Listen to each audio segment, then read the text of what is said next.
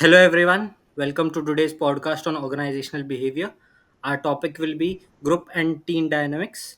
We'll be talking about how people work together in groups, how teams grow, and why leadership is so important.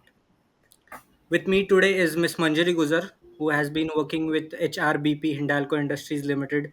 She has joined in 2021. Initially, she joined in Gujarat, then Odisha, and then Pune. Now she's working in Mumbai. She has worked in various greenfield projects such as setting up flat roll product unit in Odisha.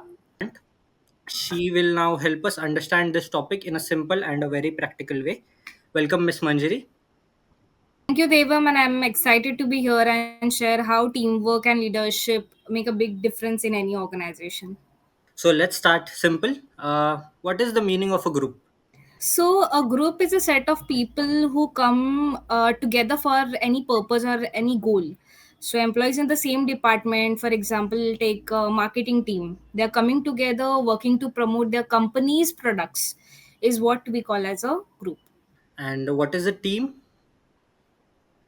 A group of people in any organization who have a common goal to deliver. And what do we mean by group dynamics? Group dynamics means how people in a group react to the situation. For example, how they are behaving, how they are communicating, how they are solving their issues and handling the conflicts.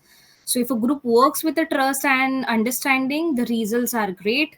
But if members don't cooperate, then there's an issues. So, you being an HR, you may have known many things about groups and team dynamics. So, I've heard groups grow in stages. Can you explain that? So yes, the groups have is evolving into a different stages, and there is this theory called as an Tuckman's theory. We majorly follow that theory in any of the organization or maybe in syllabus that we follow in MBA classes as well. So there are certain five stages that we basically follow. The first one is the norming stage, wherein the members are polite and getting to know each other. So for example, students are assigned to a new project team and start introducing themselves. Then the second one is the storming stage, so wherein conflicts or disagreements arise as the people express their opinions. So for example, team members argue over how to divide the work. So Hmm. there is a different kind of opinions that people have in the entire group because everyone is different in their perspectives, the way they communicate. Hmm. Hmm. Okay.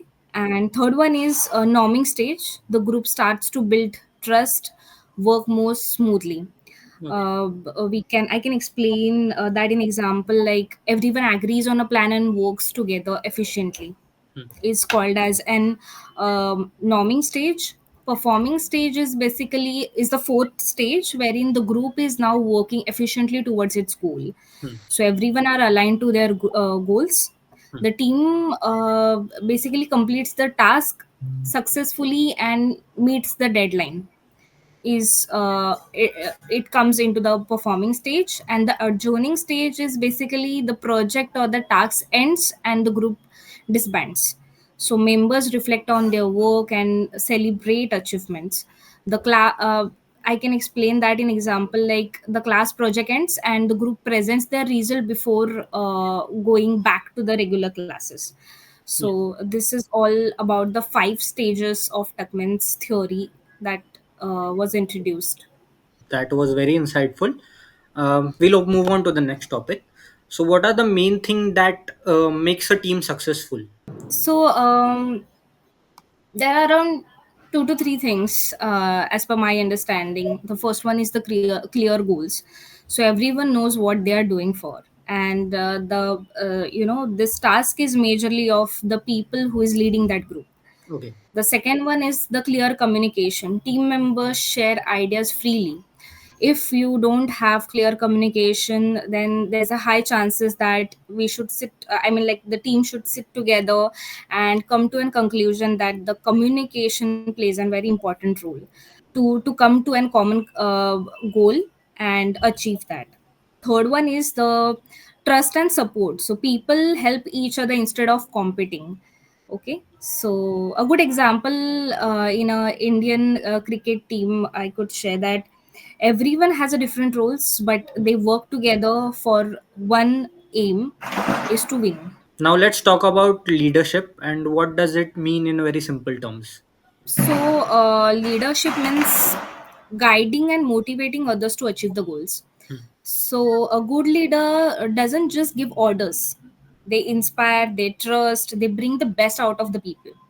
So, there are some famous leadership theories which I can recollect. The first one would be the managerial grade theory.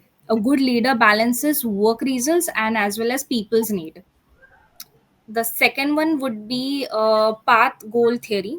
Leaders change their style depending on what their team needs. And situational leadership is basically there's no one perfect style. The leader adjusts based on the situation that arises during that phase. So, my next part in this podcast would be manager versus leader. So, people often confuse in managers versus leader. Can you tell us the difference? So there's a slight differences between these two terms. I can say that a manager focuses on planning, organizing, controlling the work. uh, they make sure task is completed or done correctly within a timeline or maybe a deadline.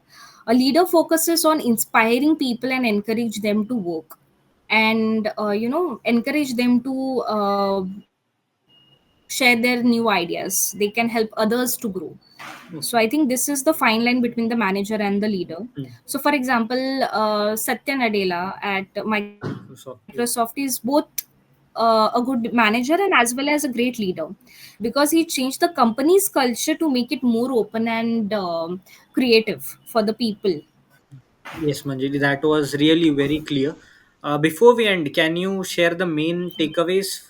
Yeah, sure. So every group has its own way of working, and a good team needs trust, clear goals, and proper communication. So, leadership is not just about power, it's about helping and guiding others. So, this is what I can, summarize the entire topic. Yes, well said, Manjari. Thank you for joining us today. And to everyone who will be listening, remember great teams are built by great leaders, and together they achieve amazing things. Thank you, Manjari, for being with us today.